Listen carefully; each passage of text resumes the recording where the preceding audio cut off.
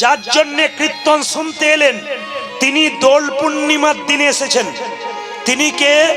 স্বয়ং মহাপ্রভু দোল পূর্ণিমার দিনে জন্ম নিয়েছে। সবচাইতে লজ্জার ব্যাপার, যে দোল পূর্ণিমার দিনে ভগবান জন্ম নিয়েছিলেন, ঘরে ঘরে শঙ্খধ্বনি হয়েছিল, হরিনাম হয়েছিল পথে পথে। আর আমাদের দোল পূর্ণিমার দিনে সেই দিনও দেখবেন মাংসের দোকান বন্ধ নাই, সেই দিনও দেখবেন মদের দোকান বন্ধ নাই, সেই দিন দেখবেন অনেকে বেশি করে খায়। ধর্মটাকে ঠিক জায়গায় রাখুন। বারবার বলবো, ওই দিনটাকে পালন করুন। দোল পূর্ণিমা মানে মাথায় রাখবেন স্বয়ং মহাপ্রভুর আবির্ভাবের দিন। তাই আপনাদের করজোরে নিবেদন করব, দোল পূর্ণিমার দিনে কোনো নেশা নয়, পবিত্রভাবে জীবনযাপন করবেন। আচ্ছা মায়েরা, চাঁচর পরান তো? জোরে বলুন হ্যাঁ না না। চাঁচর চাঁচর, হোলি হোলি হোলি খেলেন তো? আচ্ছা বলুন তো, এই যে বুড়ি পোড়ানো হয়, বুড়ি পোড়ানো বলে না, মানে যেটা আপনারা পুরনো সব কিছু জড়ো করে আপনারা পোড়ান, ওটাকে কি বলা হয়? চাঁচর নাকি? তো সবাই তাকান আমার দিকে, যে যেখানে বসে আছেন। এই হোলি উৎসবটার নাম হোলি কেন হলো? ভক্ত প্রহ্লাদের নাম, বাবার নাম ছিল হিরণ্য কশিপু। শুনবেন, ভক্ত প্রহ্লাদ ছিল কৃষ্ণ ভক্ত, আর বাবা ছিল কৃষ্ণ বিরোধী। তো হিরণ্যকশিপুর মায়ের নাম ছিল কয়াধু।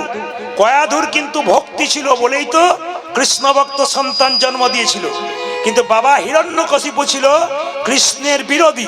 যদি কেউ সংসারে বাবা থাকেন, কৃষ্ণ ভজন না করেন, মা যদি ভজন করেন, ছেলে কৃষ্ণ ভক্ত হতে পারে। তাকান আমার দিকে। ভক্ত প্রহ্লাদ যখন বলল আমি সব জায়গায় ভগবান দেখতে পাই, ভক্ত প্রহ্লাদের বাবা হিরণ্যকশিপু বলল তুই যদি সব জায়গায় ভগবান দেখতে পাস, জলের মধ্যে ভগবান আছে? বলে হ্যাঁ। এ কে আছিস? এর বুকে একটা পাথর বেঁধে জলের মধ্যে ভাসিয়ে দে। যখনই জলে ভাসিয়ে দিয়েছে, পাথর বুকে নিয়ে ভক্ত প্রহ্লাদ জলে ডুবে আছে। কয়েকদিন পর যখন জল থেকে তোলা হলো, ভক্ত প্রহ্লাদ বেঁচে আছে।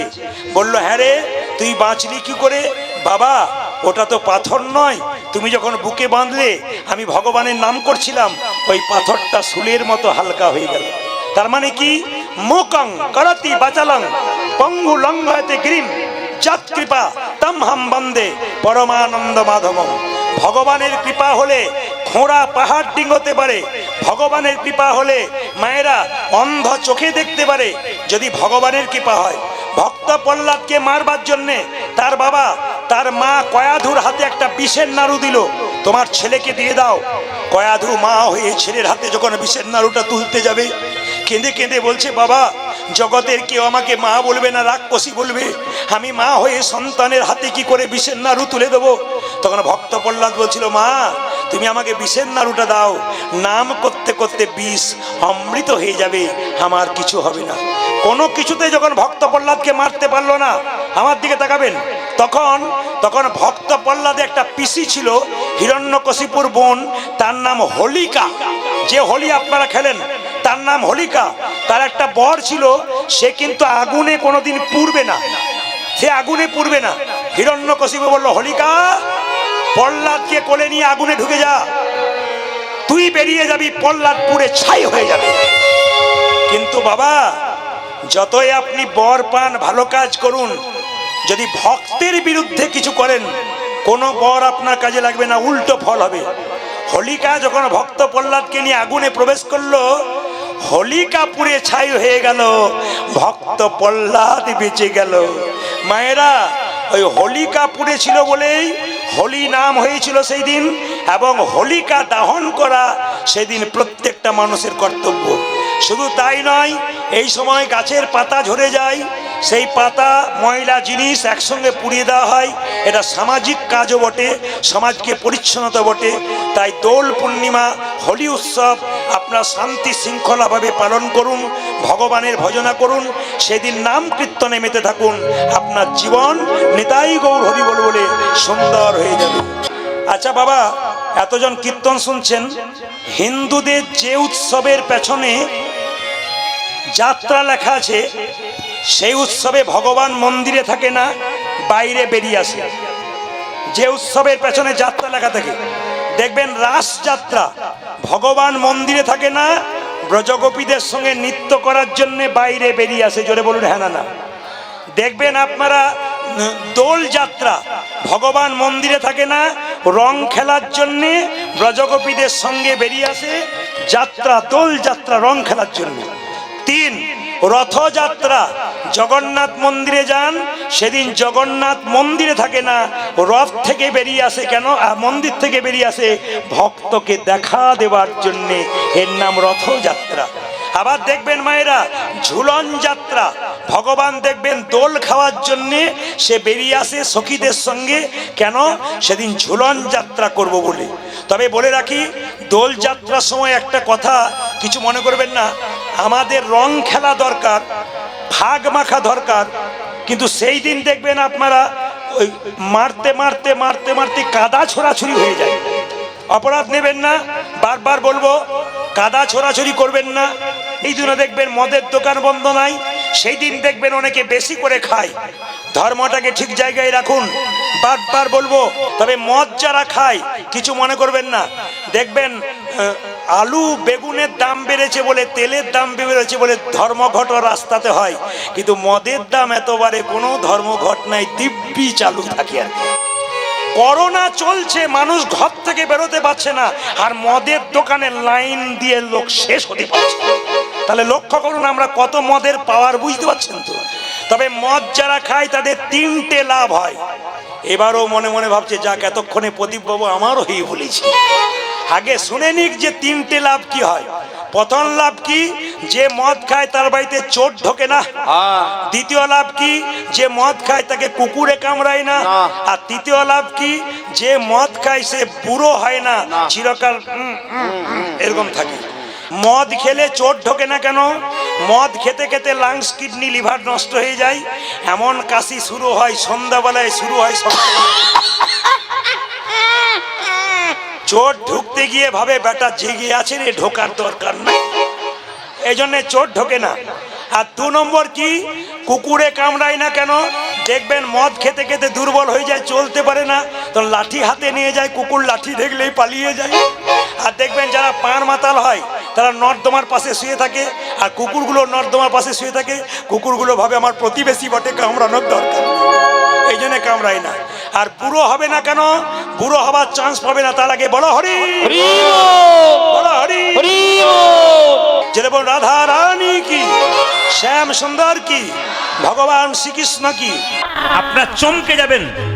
শুধুমাত্র তা নয়, আমি একটা আপনাদেরকে বলে রাখি, এই দিয়ে তাকান, আমি বড় বড় মুসলিম ডাক্তারদেরকে দেখেছি যারা কিন্তু ডাক্তারি করছেন, কিন্তু সময় সময় নামাজ পড়ে নেয়। আমার সামনে একটা স্কুল আছে, সেই স্কুলে 4 জন মুসলিম শিক্ষক আছে, তারা সময় সময় গিয়ে পাশের গ্রামে মসজিদে নামাজ পড়ে আসে। জিজ্ঞেস করা হয়, স্যার, বলছে এটাই তো আসল ডিউটি। কিন্তু আমাদের মাঝে মাঝে লজ্জা হয়, হিন্দু সমাজে সব শিক্ষক নয়, কিছু কিছু শিক্ষক মন্দিরের পাশ দিয়ে পেরিয়ে যায়, একবার হরিবোল পর্যন্ত বলে না, একবার প্রণাম পর্যন্ত করে না। এর চাইতে লজ্জা ধিক্কার আর কি থাকতে পারে? আপনাদের শিক্ষা হয় না। আমাদের মনমোহন সিং যিনি প্রধানমন্ত্রী ছিলেন, বলুন তো মাথার পাগড়িটা বেঁধেছিলেন কেন? মাথার পাগড়িটা খুলে তো মন্ত্রী হতে পারতেন, মাথার পাগড়ি বাঁধলেন কেন? ওটা ধর্মের ব্যাপার। ছোট থেকে বাচ্চাকে শিখিয়েছে ওর মা বাবা যে তুই যত বড়ই হো না কেন, এই জিনিসটাকে ধরে রাখবি, এটা তোর ভগবান দত্তক জিনিস। এই জন্য আপনাদের কাছে নিবেদন রইল, এত সব দেখেও আমাদের শিক্ষা হয় না। হিন্দু সনাতন ধর্মকে বাঁচানোর জন্যে আমাদের মহাপ্রভু কি করেছিলেন, আর আমরা কি করলাম, এর চাইতে লজ্জা আর কি হতে পারে? আচ্ছা, এখানে যারা কীর্তন শুনতে এসছেন অনেকে ব্যবসা করেন, জোরে বলুন হা না না। আচ্ছা, যারা ব্যবসা করেন কিছু মনে করবেন না, দোকানে আপনারা লেবু লঙ্কা টাঙান না? জোরে বলুন হা না না, জোরে বলুন, দোকানে লেবু লঙ্কা টাঙান? আচ্ছা মায়েরা কিছু মনে করবেন না, দোকানে লেবু লঙ্কা টাঙানো হয় কেন? এইদিকে বলছে, একটা সুন্দর কথা আপনাদের বলে যাই, তত্ত্বগুলো মন দিয়ে শুনবেন। দোকানে লেবু লঙ্কা টাঙানো হয় এই জন্যে, সবাই লক্ষ্য করুন, যে লক্ষ্মীর প্রিয় খাদ্য হচ্ছে, লক্ষ্মীর প্রিয় খাদ্য হচ্ছে কি? মিঠাই। আর অলক্ষ্মীর প্রিয় খাদ্য কি? টক আর ঝাল। আস্তে, অলক্ষ্মীর প্রিয় খাদ্য কি? টক আর ঝাল। আচ্ছা বলুন তো, দোকানের দরজাতে যদি লেবু লঙ্কা টাঙানো হয়, টক ঝাল যদি যাবার সময় অলক্ষ্মী বাইরেই পেয়ে যায়, আর দোকানের ভেতরে ঢুকবে? যাতে অলক্ষ্মী ভেতরে ঢুকতে না পারে তার জন্য টক আর ঝাল লেবু লঙ্কা বাইরে টাঙাতে হয়। আচ্ছা, এবার বলে দিই আপনাদের, যে যেখানে বসে আছেন, কিছু কাজ আপনার সংসারে করবেন, যার জন্য আপনাদের মঙ্গল হবে। দক্ষিণ দিকে মাথা করে শুতে হয় না পা করে শুতে হয়, জোরে বলুন। এখানে কিছু শিক্ষণীয় বিষয় আছে। হ্যাঁ, চারটি দিক আছে, পূর্ব পশ্চিম উত্তর দক্ষিণ। দুটো দিকে মাথা করে শুলে লাভ আছে, আর দুটো দিকে পা করে শুলে আপনার লাভ আছে। যদি আপনি পশ্চিম দিকে মাথা করে শোবেন তাহলে মাথার মধ্যে যত দুশ্চিন্তা, টেনশন, শরীরের অসুখ বাড়বে। আর যদি আপনি পূর্ব দিকে মুখ করে শোন মাথা করে, আপনার শান্তি ফিরে আসবে। আর দক্ষিণ দিকে মাথা করে শোবেন কেন, দক্ষিণ দিকে পা করবেন না কেন? বলছে আমাদের বাড়ির যদি কেউ মারা যায় তবে তার ছবিটাকে কোন দিকে টাঙাতে হয়? পূর্ব দিকের দেওয়ালে, পশ্চিম দিকে দেওয়ালে, উত্তর দিকে দেওয়ালে, না দক্ষিণ দিকে দেওয়ালে? দক্ষিণ দিকের দেওয়ালে উত্তর দিক মুখ করে টাঙাতে হয়। প্রশ্ন করবেন কেন? এগুলো শুনে নিতে হয়। আপনাদের বাড়িতে কেউ মারা গেলে জীবন্ত ছবিটা টাঙাবেন, মরে গেছে ওই অবস্থায় টাঙাবেন না। আগে যে উনি বেঁচে ছিলেন ওই ছবিটা টাঙাবেন, কারণ মৃতদেহের ছবি টাঙালে বাচ্চারা ভয় খেয়ে যেতে পারে। এই জন্য পণ্ডিতরা বলছে দক্ষিণ দিকের দেওয়ালে আপনি দক্ষিণ দিকে দেওয়ালে উত্তর দিকে মুখ করে কিন্তু ছবি টাঙাবেন। এইবার বলি, দক্ষিণ দিকে পা করে শুতে নাই কেন? দক্ষিণ দিকে পূর্বপুরুষগণ আছেন, যমরাজের জায়গা, ওখানে পূর্বপুরুষগণ আছেন। ওই জন্য পিতৃপুরুষগণ আছেন বলে ওইদিকে পা করে শুলে আমাদের পিতৃপুরুষগণকে অপমান করা হয়। তাই দক্ষিণ দিকে পা করে শুতে নেই, দক্ষিণ দিকে মাথা করে শুতে হয়। খুব ভালো করে শুনবেন, দক্ষিণ দিকে মুখ করে যে খাবার খায় তার শরীরে রোগ ব্যাধি জ্বালা যন্ত্রণা লেগেই থাকে। আপনাকে প্রমাণ দিতে গেলে আপনি 1 মাস যদি চ্যালেঞ্জ করতে চান তাহলে 1 মাস দক্ষিণ দিকে মুখ করে বসে আপনি খান, যদি আপনার শরীরে রোগের বাসা বেশি না বাঁধে আপনি দেখে নেবেন প্রমাণ। এই শাস্ত্র বলে দিচ্ছে। কোন শাস্ত্র বলছে? স্মৃতিশাস্ত্র। বইটার নাম ভালো করে বলে দিলাম, যারা বইটা পড়বেন স্মৃতিশাস্ত্র পড়বেন, ভালো ভালো জিনিস আপনারা পেয়ে যাবেন। কি বলছে মায়েরা? দক্ষিণ দিকে আপনি কোনোদিন মুখ করে খাবার খাবেন না, দক্ষিণ দিকে পা করে শোবেন না, দক্ষিণ দিকে পিঠ রেখে ল্যাট্রিনে যাবেন না, দক্ষিণ দিকে পেছন করে পায়খানা করতে নেই। মানে পায়খানা ঘরটা এমন যেন না হয় যেন দক্ষিণ দিকে পিঠটা আপনার না থাকে, তাহলে কিন্তু আপনার মহা মহা অন্যায় হয়ে যায়। আপনি বিছানার উপরে খাবার খেতে নেই, আস্তে এদিকে, বিছানার উপরে খাবার খেতে নেই। কেন বলুন তো? বিছানার উপর খাবার খেলে অলক্ষ্মী বাড়িতে ঢোকে। মন দিয়ে শুনবেন, বিছানার উপর অনেকে খাবার খায় থালাটাকে হাতে নিয়ে, বাঁ হাতেও খাচ্ছে ডান হাতেও খাচ্ছে। বাঁ হাতে কারা খায়? বাঁদরগুলো খায়। বাঁদর বাঁদর হনুমান, এরা বাঁ হাত ডান হাত দু হাত লাগায়। That is the civilisation. সভ্যতা হচ্ছে এইটা, ডান হাতে খাওয়া। যদি বাঁ হাতে খান পায়খানা বৃষ্ঠা খাওয়া সমান হয়ে যায়। অনেকে দেখবেন ডান হাতে খায়, বাঁ হাতে ঢক ঢক ঢক ঢক করে জল খায়, মূত্র খায়। বাঁ হাতে জল খাওয়া মানে শাস্ত্র বলছে মূত্র কিংবা সুরা মানে মদ খাওয়ার মতো হয়ে যাচ্ছে।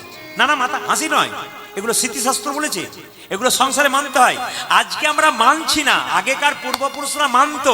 এত রোগ জ্বালা ছিল না, এত অশান্তি ছিল না, এত বিবাদ ছিল না। কেন আমাদের হচ্ছে? আমরা মানছি না। এই জন্য কীর্তন শুনতে আসতে হয়। আগে জেনে যেতে হয় আপনি কেন এসেছেন, কি জন্য এসেছেন, কি শিক্ষা নিয়ে যাচ্ছেন। এই আসরে বসে আপনি এতক্ষণ কীর্তন শুনবেন, আপনি শেষে হিসাব তো করবেন আপনি কি পেলেন। আপনাকে হিসাব করে বাড়ি যেতে হবে। ওই যে তাকিয়ে দেখুন যে যেখানে বসে আছেন। আবার দেখবেন মায়েরা, শাস্ত্র বলেছে যে দক্ষিণ দিকে মুখ করে বাড়িতে খেতে নাই, কিন্তু কোনো ভোজ বাড়িতে যদি যান সেখানে অসুবিধা নেই। কেন বলুন তো? গৃহের জন্য বলা হয়েছে, কিন্তু কোনো ভোজ বাড়ির জন্য বলা হয়নি। চটি জুতো পরে খেতে নাই। আপনি ভোজ বাড়িতে চেয়ার টেবিলে গেছেন চটি জুতো পরে, জুতোটাকে খুলে বা চটিটাকে খুলে খেতে, কারণ অন্নপূর্ণার প্রসাদ খেলে কোনোদিন চটি জুতো পরে খেতে নেই। আবার দেখবেন ঘরে দেখবেন অনেকে চটি পরে ঘুরে বেড়ায়, রান্নাঘরে চটি পরে রান্না করে। বললাম এটা কিসের চটি? এটা রান্নাঘরের চটি। কি ডিজাইনের চটি। আবার কিছু মনে করবেন না মায়েরা, যে যেখানে বসে আছেন, আপনারা তো কীর্তন শুনতে এসছেন, অনেকে সেজে এসছেন। আমি যে বাড়িতে বাসা থাকি, আজকে যার বাড়িতে বাসা আছি তার বাড়ির কথা বলি নাই, অনেক বাড়িতে বাসা থাকি, তো দেখতে পাই বাথরুমে স্নান করতে যাই, বাথরুম তো নয়, যেন কসমেটিক্সের দোকান। মানে কোনটা মাখবো কোনটা না, আমাকে আবার পরে পরে দেখতে হয় মাথার কোনটা, পেটের কোনটা, গায়ের কোনটা, নইলে উল্টো করে ফেলবো আবার। এই জন্য দেখে দেখে পরে পরে পরি করতে হয়, কত রকম উঠেছে আর কি। আবার দেখবেন অনেক মেয়েরা কীর্তন শুনতে আসে, তার আগে দেখবেন কি ডিজাইন।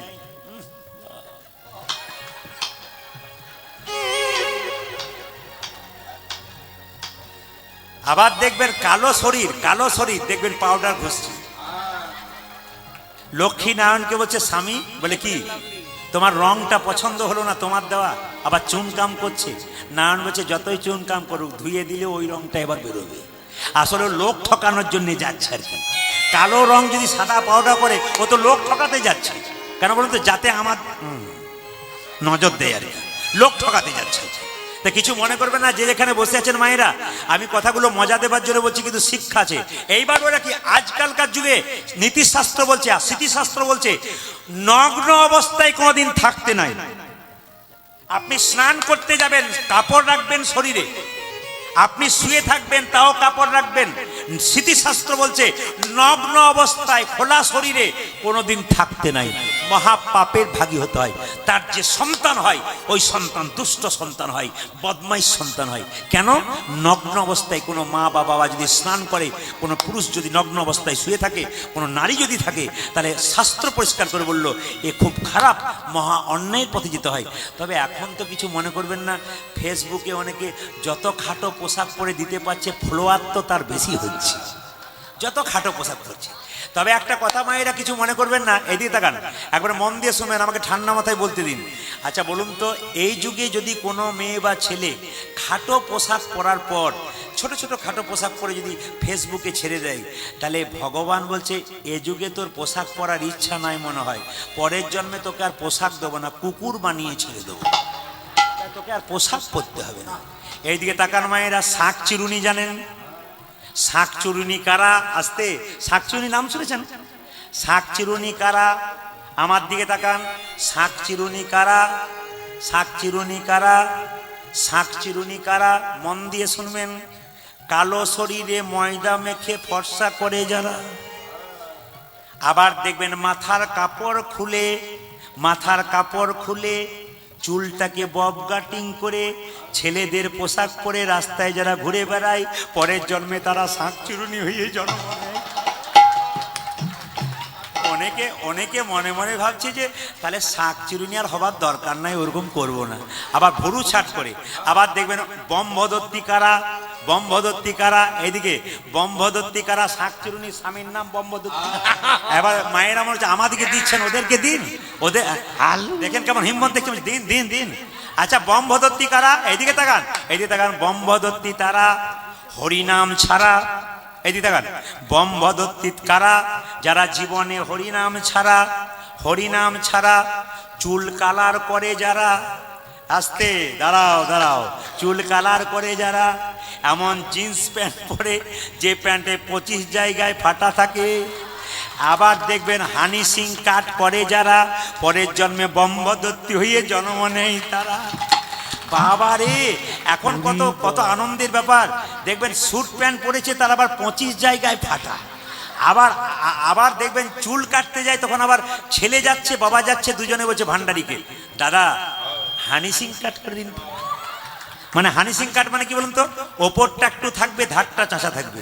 আমি হানি সিংকে দেখতে পেলে বলতে পারতাম, দাদা এক কাজ করুন, আপনি গোটাটা যে একটা শিখা রেখে দেন, হিন্দু ছেলেগুলো সব মহাপ্রভুর দলে চলে যেতে পারবে। এইটা এইদিকে যে যেখানে বসে আছেন, আমি একটা কথা বলেছিলাম, দেখি কার কার মনে আছে। বিল্বমঙ্গলে যখন ক বছর বয়স হবে, তখন তার মায়ের কঠিন অসুখ হবে? জোরে বলুন। 5 বছর। যারা দূরে বসে আছেন তারা বলবেন। বিল্বমঙ্গলে যখন 4 বছর বয়স হলো, তখন বিল্বমঙ্গলের মায়ের একটা কঠিন রোগ হলো। করোনার যেমন কোনো চিকিৎসা ছিল না, ঠিক সেরকম যক্ষা রোগের আগে কোনো চিকিৎসা ছিল না, টিবি যাকে বলে। এদিকে বিল্বমঙ্গলের 4 বছর বয়স হওয়ার সঙ্গে সঙ্গে তার মায়ের একটা যক্ষা রোগ হলো। খক খক করে কাছে ফোঁটা ফোঁটা রক্ত হাতে পড়ে। বিল্বমঙ্গল ছুটে যায়, মা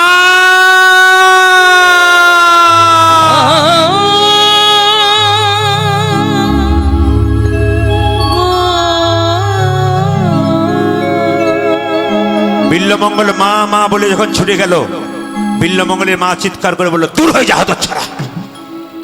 আচ্ছা বলুন তো মায়েরা, যতই মায়ের অসুখ হোক, যতই মায়ের কষ্ট হোক, ছেলে যদি মায়ের কাছে ছুটে যায়, মা কি তাকে কোলে নেয় না? তাহলে বিল্বমঙ্গলের মা বারবার কেন বিল্বমঙ্গলকে তাড়িয়ে দিচ্ছে? একটা কারণে তাড়িয়ে দিচ্ছে। কি বলুন তো, ছেলেকে কি ভালোবাসে না? আসলে ভালোবাসে। বিল্বমঙ্গলের মা জানে আমার যে রাজরোগ হয়েছে, সেই রোগটা যদি আমার ছেলের মধ্যে হয়, আমার বংশে প্রদীপ জ্বালানোর জন্য কেউ থাকবে না, তাই বারবার তাড়িয়ে দেয়। একদিন বিল্বমঙ্গল জোর করে ছুটে এসে মায়ের কোলে ঝাঁপিয়ে পড়লো। যখন বিল্বমঙ্গলের 5 বছর বয়স হলো, আমার মা আমাকে কোলে নেয় না কেন, আজ আমি ঝাঁপিয়ে পড়বো। চিৎকার করে বললো, মা!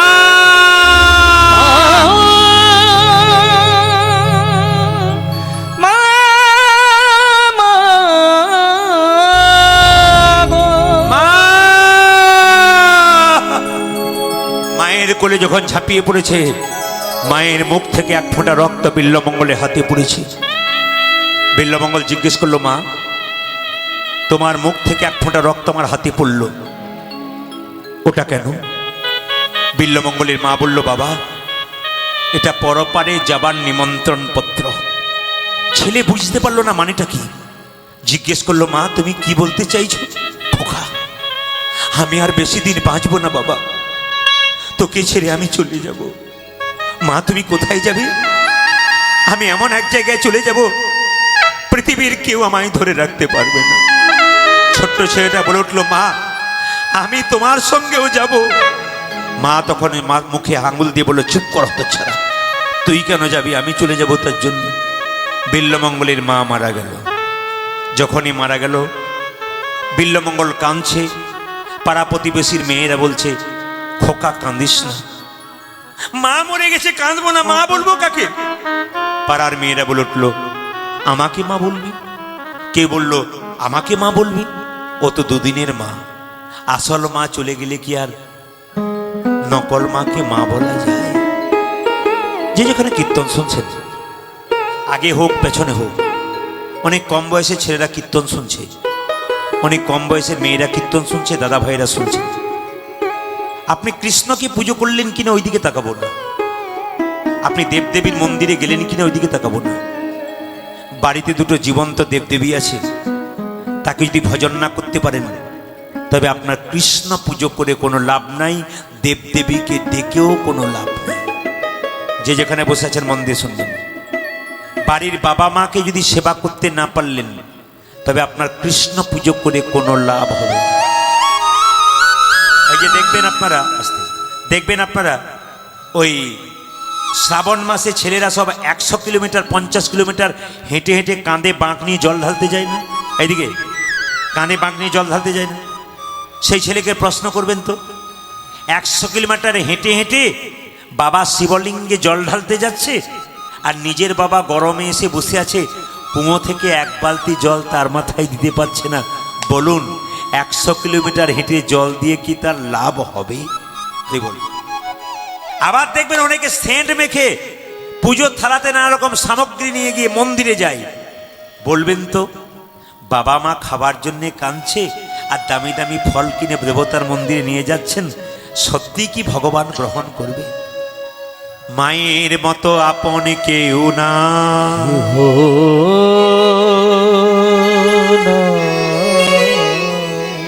এই জগতে বাবা হলো ছাদ, মা হলো খুঁটি। জেনে নিন আপনারা, যে যেখানে কীর্তন শুনতে বসেছেন, এই জগতে বাবা হলো ছাদ, মা হলো খুঁটি। যেদিন এ দুটো জিনিস চলে যাবে, সেদিন দেখবেন আপনার সংসারে সব অন্ধকার হয়ে গেছে। বাবার মতো আপন কেউ হয় না, মায়ের মতো আপন কেউ হয় না। ছেলে যদি রাত্রিবেলায় গান শুনতে যায়, রাত্রি 12টা পর্যন্ত ফিরল না, মাকে বলে গেছে, মা 10টার মধ্যে ফিরে চলে আসবো। যদি আপনি না যান, মা দেখবেন দরজাটা খুলবে, বেরোবে কেন বলুন তো? খোকা যদি বাইরে থাকে, মা কি কখনো ঠিক থাকতে পারে?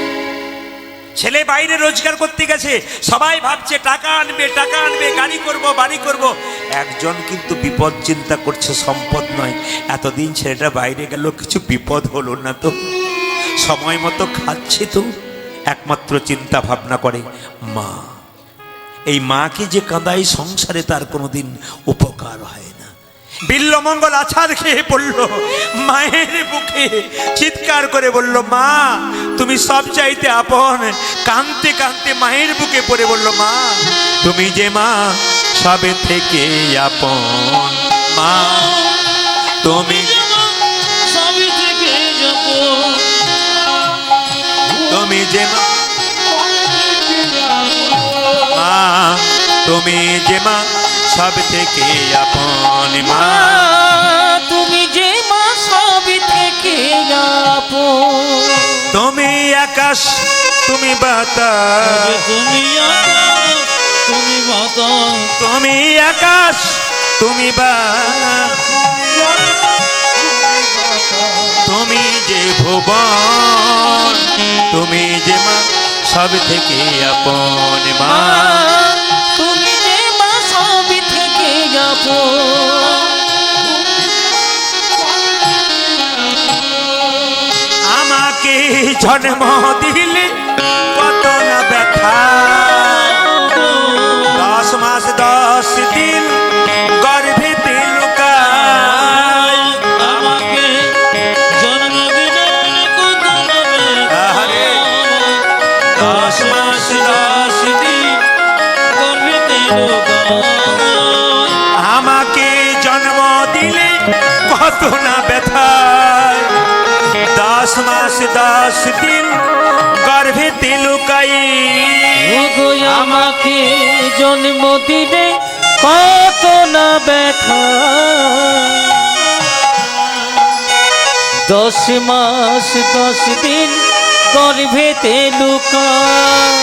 তোমারই কোলে শুয়ে কত না আদর খেয়ে, তোমার কলসি কত না আদর খেয়ে, মগো তোমার কোলে শুয়ে কত না আদর খেয়ে, করলে মাগো আমারই যতন মা, তুমি যে মা সব থেকে আপন মা, তুমি যে মা সব থেকে আপন।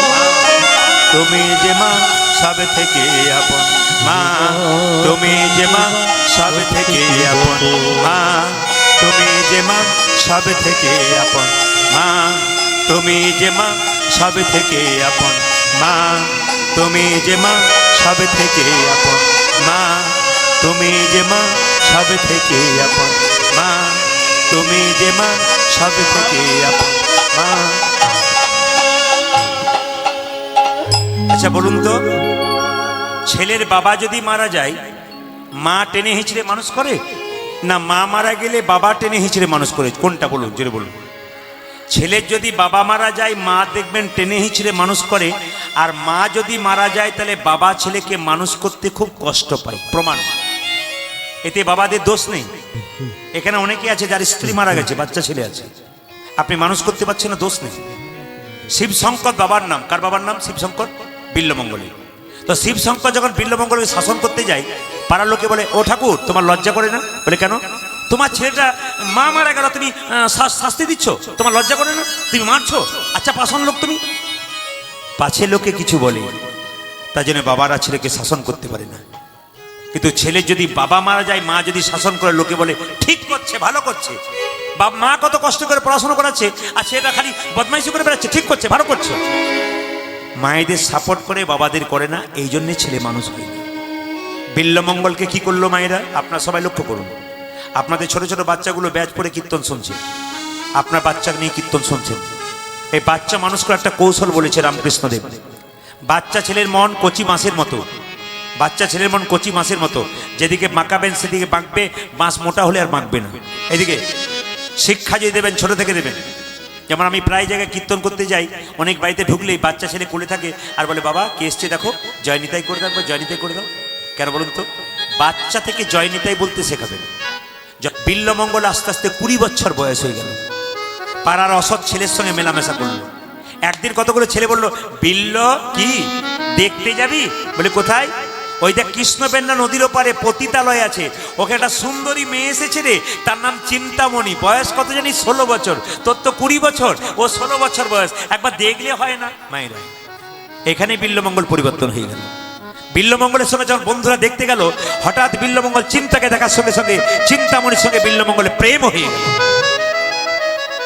পদকর্তা বলল, দেখো দেখো, বিল্লমঙ্গল যখন চিন্তাকে দেখলো তার অবস্থাটা কেমন? নদী পারে এক পতিতা নাম চিন্তামণি, আজ নদীর পারে এক পতিতা নাম চিন্তামণি, নদী পারে এক পতিতা নাম চিন্তামণি।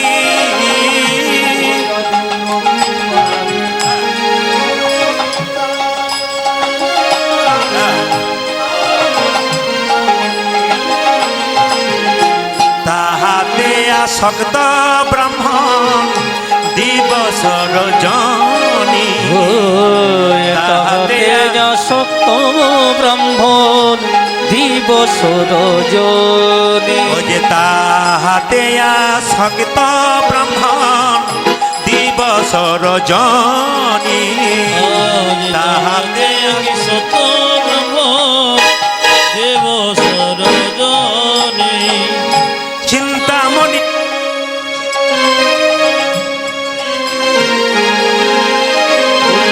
চিন্তামণি চিন্তামণি প্রেমের চিন্তামণি।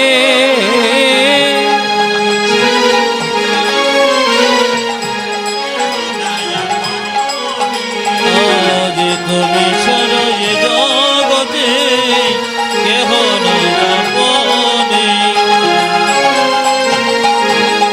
আমার প্রাণের চিন্তামণি।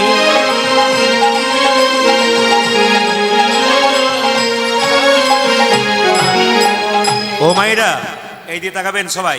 চিন্তামণির সঙ্গে বিল্লমঙ্গলে প্রেম হয়ে গেল, কিছু মনে করবেন না। ছেলে যদি কুপথে যায়, অন্যায় পথে যায়, প্রথমে কার কানে আসে? জোরে বলুন, জোরে বলুন। পাড়া প্রতিবেশী কানাঘুষো করে। বিল্লমঙ্গল পতিতা মেয়ের কাছে যাই বললে শিবশঙ্কর রায়কে কেউ কিছু বলে না, কিন্তু কৃষ্ণবেন্না গ্রামের লোকের মধ্যে জানাজানি হয়ে যায় শিবশঙ্করের ছেলেটা পুজো পাঠ করে না, ও শুধু মেয়েটার কাছে যাওয়া আসা করে। একদিন কতগুলো লোক গিয়ে শিবশঙ্করকে বলল, শোনো শিবশঙ্কর, তুমি তো পুজো পাঠ করছো, তোমার ছেলের দিকে নজর দিয়েছো, তোমার ছেলে তুমি মাথাটা খেয়েছো। বলে কেন? তোমার ছেলে না একটা পতিতালয়ে যায় প্রত্যেক দিন, এই দেখো আমাদের ছেলেগুলোকে নিয়ে যায়, তোমার ছেলে যায়, আমাদের ছেলের মাথাটা খাচ্ছে। দেখো বাপু, যদি ওখানে যাওয়া আসা বন্ধ করো তো ভালো, আর যদি না করো তো তোমাকে আর তোমার ছেলেকে এক ঘরে করে দেবো। এবার লক্ষ্য করুন, বাবার কাছে ছেলের নামে যদি কোনো বদনাম পাওয়া যায়, এদিকে তাকাবেন, যে ঘুমাচ্ছেন সে তাকাবেন। হ্যাঁ, আমার চোখ খুব খারাপ। মানে যখন বলছি বাবার কাছে ছেলের প্রোটেস্ট করলে কি হয়, এই তখন সামনে বসে ঘুমালে একটু। আপনি কি দুপুরে ঘুমান নাই নাকি? অনেক কাজ ছিল আর বলবেন না। তবে একটা কিছু মনে করবেন, এদিকে তাকান।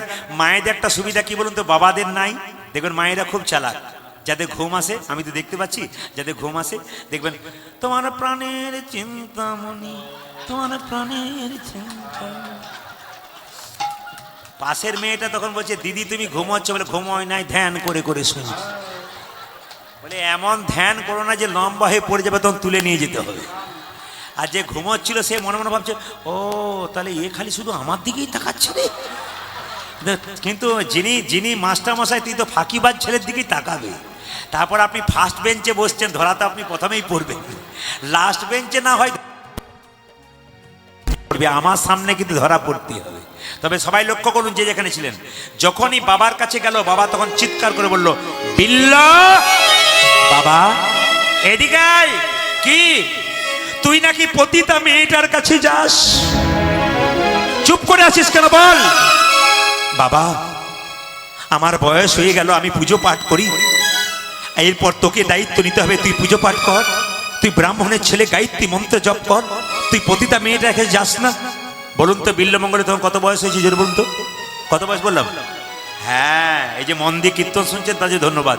মাঝে মাঝে জিজ্ঞেস করি কত বয়স? 20 বছর। তখন বাঁশ মোটা আছে না বাঁশ কচি আছে? জোরে বলুন। বাঁশ তখন মোটা।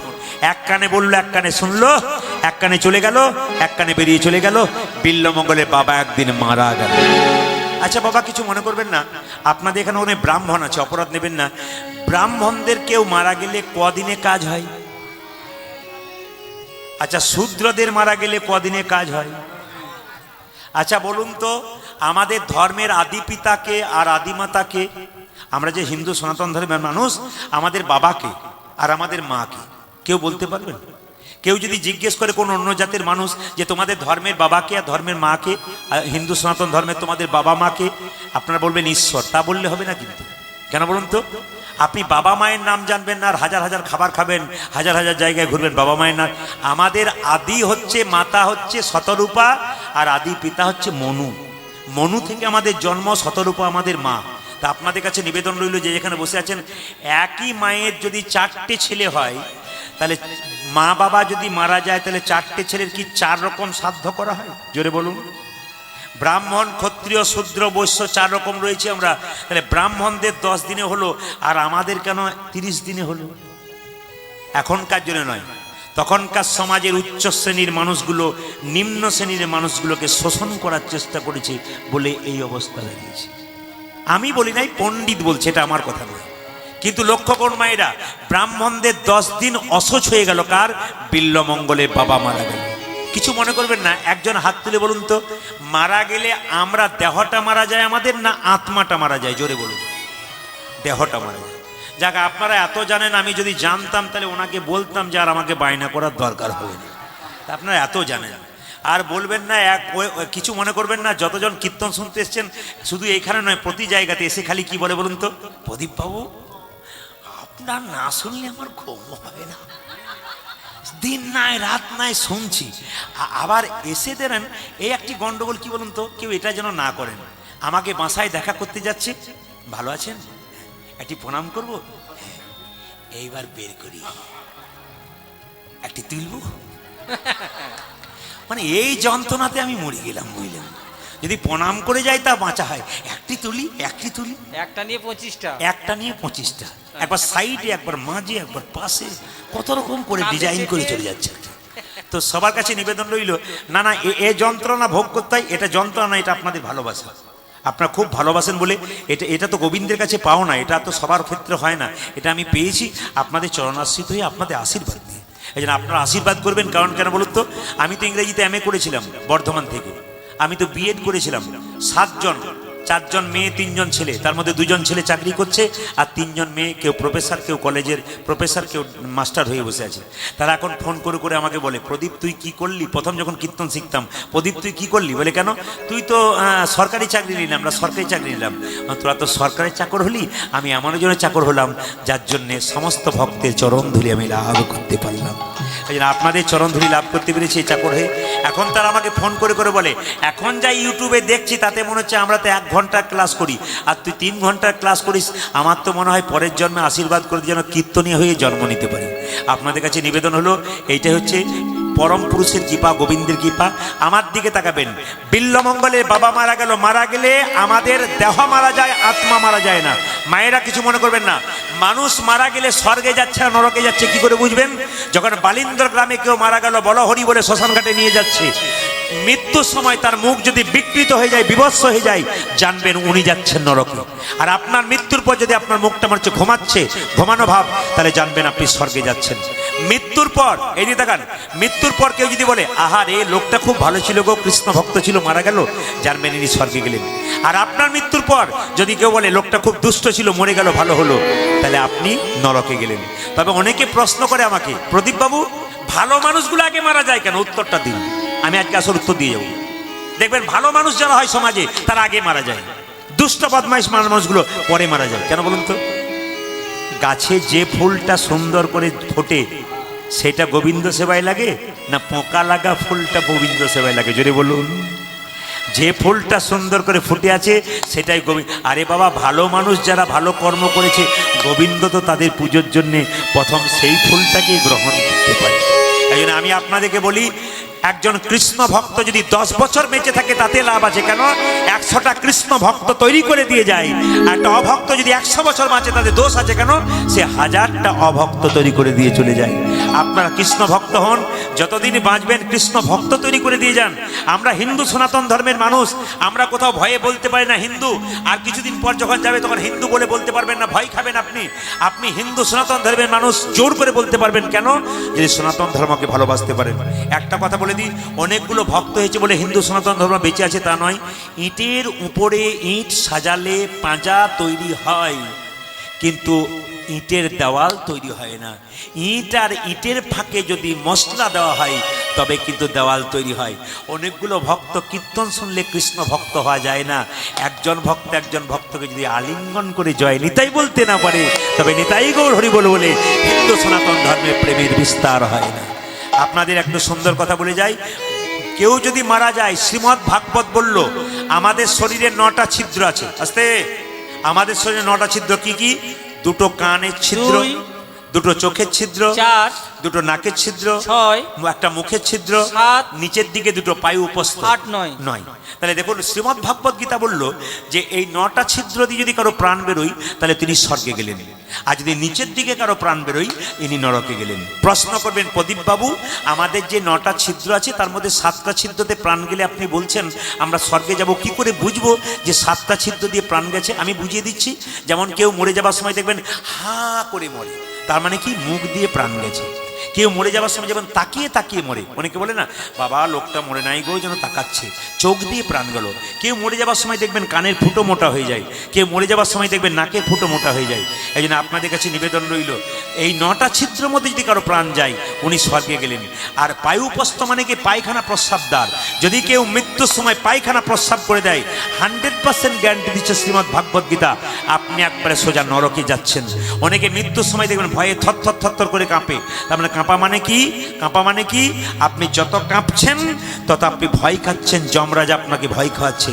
আপনি পাপ করলে মৃত্যুর সময় ভয়ে থর করে কাঁপবেন, আর আপনি পুণ্য করলে চলতে ফিরতে খেতে শুতেই চলে যাবেন। বিল্লমঙ্গলের বাবা যখন মারা গেল, অসচ অবস্থায় প্রত্যেক দিন চিন্তার কাছে যায়।